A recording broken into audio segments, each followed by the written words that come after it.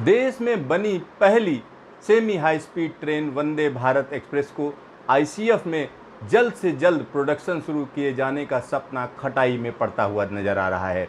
ऐसा क्यों कह रहे हैं हम? ऐसा इसलिए कह रहे हैं क्योंकि तमाम ग्लोबल प्लेयर्स अब इस ट्रेन की बिडिंग में शामिल नहीं हुए हैं, और जो कंपनी शामिल हुई है वो हम कह सकते हैं कि चीन की कंपनी है इंटरनेशनल प्लेयर के तौर पर। बाकी कंपनियां भारत की कंपनियां हैं। तो कहीं ना कहीं भारतीय रेलवे का ये सपना हम कह सकते हैं डिले होता हुआ नज़र आ रहा है। वंदे भारत एक्सप्रेस की अगर हम बात करें तो बार बार पीएम मोदी इसकी तारीफ कर चुके हैं, क्योंकि ये ट्रेन देश में ही डिज़ाइन की गई थी और आईसीएफ ने कम समय में इसको डिज़ाइन किया था, और 2 ट्रेनें इस समय हम कह सकते हैं देश के अलग अलग हिस्सों में चल रही हैं। तो आइए, ऐसा क्यों हुआ, किस वजह से हुआ, आइए हम आपको दिखाते हैं कि आखिरकार क्या प्रॉब्लम रही। तो यहाँ पर जो आप देख रहे हैं, ये तो हम आपको दिखा रहे हैं वो चीज़ जब इस ट्रेन को डिज़ाइन किए जाने की बात चल रही थी, और ये कहीं ना कहीं हम कह सकते हैं कि चेन्नई के अंदर आईसीएफ में इंजीनियर्स बता रहे थे कि कैसी जो है ये ट्रेन होगी, क्या होगा, और ये इसको कहा जा रहा था कि बेस्ट इन हम कह सकते हैं क्लास ट्रेन्स, यानी दुनिया में जो ज़बरदस्त ट्रेनें हैं उनमें से एक बताई जा रही थी। और इस ट्रेन की जब हम बात करते हैं तो अभी जो टेंडर ओपन हुआ है उसमें हम कह सकते हैं 44 ट्रेन सेट बनाए जाने हैं और उसके प्रोपल्सन सिस्टम को डेवलप किया जाना है। तो ये कहा जा सकता है कि 1500 करोड़ रुपए के आसपास का ये ठेका था, जिसमें तमाम कंपनियों ने एक तरीके से हाथ खींच लिया। बड़ी बड़ी कंपनियां हैं जैसे बॉम्बार्डियर है,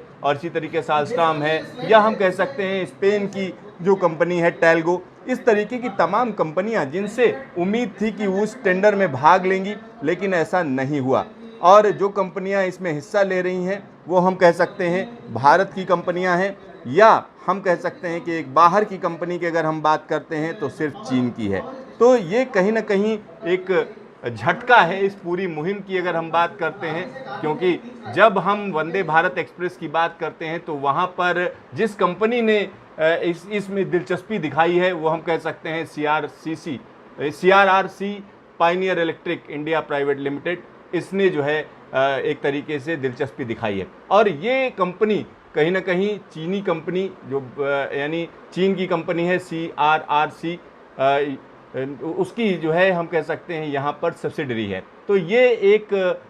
सिर्फ चीनी कंपनी ही ग्लोबल कंपनी के तौर पर इसमें है। और इस ट्रेन के सपने की अगर हम बात करते हैं तो देखिए किस तरीके से इसको जो है आप समझ सकते हैं, क्योंकि ये एक सेमी हाई स्पीड ट्रेन है, और इसकी जो कीमत आई थी, जो आईसीएफ में इसको डिज़ाइन करके बनाया गया था, वो तकरीबन 93 करोड़ रुपए की कीमत आई थी। और भारतीय वैज्ञानिकों ने इसको इसी तरीके से डिज़ाइन किया था। इसके अलग अलग हिस्से अलग अलग देशों से खरीदे गए थे, और इसमें एक यूनिट होती है जिसको हम कहते हैं प्रोपल्सन सिस्टम, यानी वो चीज़ जो पूरी ट्रेन को खींचती है या ट्रेन को ताकत देती है, उसको जो है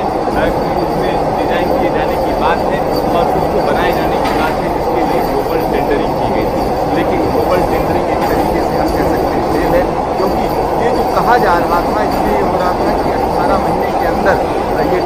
सारा सिस्टम बना कर देना है। अगर हम टारगेट की बात करें, यानी रेल मंत्रालय के टारगेट की बात करें, तो ये कहा जा रहा था कि 2019 में 160 कोच बन जाएंगे, यानी इस तरीके की 10 ट्रेनें आ जाएंगी, और उसके बाद 2020-21 में 240 और 2021-22 में 240 और कोच बनाए जाने की बात है। लेकिन ये पूरा का पूरा मामला हम कह सकते हैं अंदर में लटक कर रह गया है। यहाँ पर मैं आपको और भी चीज़ें दिखाना चाहूँगा कि किस तरीके की दिक्कतें हैं, क्योंकि अगर हम बात करते हैं किसी ट्रेन की, सेमी हाई स्पीड ट्रेन की बात करते हैं, तो दुनिया की तमाम कंपनियां हैं जो इसमें महारत जिनको है, लेकिन किसी छोटे ऑर्डर के लिए वो आना नहीं चाहती हैं, क्योंकि 44 प्रोपल्सन सिस्टम के लिए वो कोई भी प्रोडक्शन लाइन नहीं डालना चाहती हैं। तो यही एक वजह नज़र आती है कि तमाम बड़ी कंपनियों ने इसमें दिलचस्पी नहीं ली, छोटी छोटी कंपनियों ने इसमें दिलचस्पी दिखाई है। आइए हम आपको एक बार फिर से दिखाते हैं कि किस तरीके की ये ट्रेन है और कैसी ये ट्रेन है। अगर हम देश की बात करते हैं तो जो पहली ट्रेन चलाई गई थी वो हम कह सकते हैं कि वो ट्रेन एक बनारस के लिए चलाई गई थी, 15 फरवरी को चलाई गई थी। दूसरी ट्रेन जो हम आपको यहाँ पर दिखा रहे हैं, ये ट्रेन वंदे भारत एक्सप्रेस, ये कटरा के लिए चलाई गई थी। इस ट्रेन का जो चलने का अंदाज है अपने आप में ज़बरदस्त है। 16 कोच की ये ट्रेन पूरी तरीके से इंटरकनेक्टेड है, अंदर ही अंदर इसमें आप आर पार जा सकते हो और इस ट्रेन का जो सफ़र है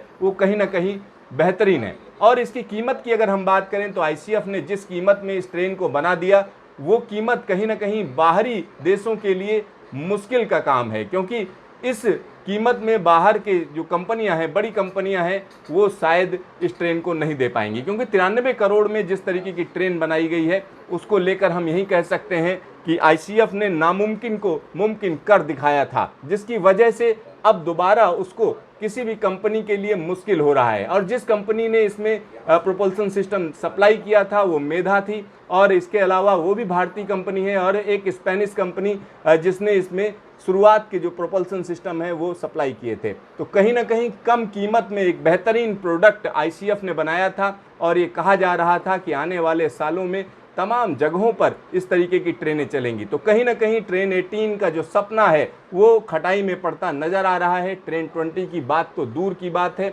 और आने वाले दिनों में किस तरीके की स्थिति होगी, क्योंकि चीनी कंपनी की अगर हम बात करते हैं तो भारत में जिस तरीके से चीनी कंपनियों के बायकॉट की बात कही जा रही है, ऐसे में सरकार के लिए ये फैसला लेना कि किसी चीनी कंपनी को आप ये काम दे दें थोड़ा मुश्किल होगा। क्योंकि इस समय अगर हम देश की बात करते हैं तो गलवान वैली में जिस तरीके की घटना हुई और उसके बाद चीन के खिलाफ जिस तरीके का माहौल है, और ख़ास तौर पर भारत और चीन के जो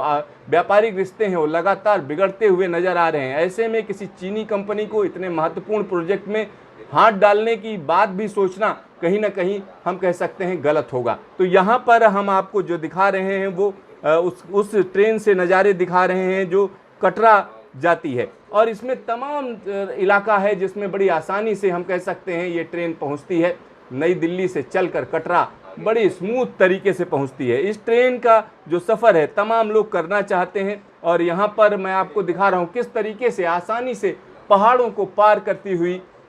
ये ट्रेन कटरा पहुंचती है। तो ये एक बड़ी हम कह सकते हैं कि एक तरीके से भारतीय रेलवे के लिए झटका है, क्योंकि अगर हम ट्रेन 18 की बात करते हैं तो ट्रेन 18 में इस तरीके की तैयारियां की जा रही थी कि आने वाले दिनों में तमाम लोग कहीं ना कहीं इन ट्रेनों में सफ़र करें, और इसके अलावा अगर हम देखें तो ये माना जा रहा था कि इन ट्रेनों की वजह से आने वाले दिनों में तमाम जगहों पर सफ़र आसान हो जाएगा, लेकिन ऐसा होता हुआ दिख नहीं रहा है। क्योंकि अभी की अगर हम बात करते हैं जिस तरीके की स्थिति पैदा हुई है उसमें जो कंपनियां भारत की हैं उसमें भेल है, और साथ ही साथ मेधा है, और इसके अलावा कुछ छोटी मोटी कंपनियां हैं जिनकी अगर हम बात करें कि अगर वो उनको टेंडर दे भी दिया जाए, उनको ठेका दे भी दिया जाए, तो उनके लिए आसान नहीं होगा कि प्रोपल्सन सिस्टम टाइम पर दे दें। और एक बार प्रोपल्सन सिस्टम की सप्लाई होगी उसके बाद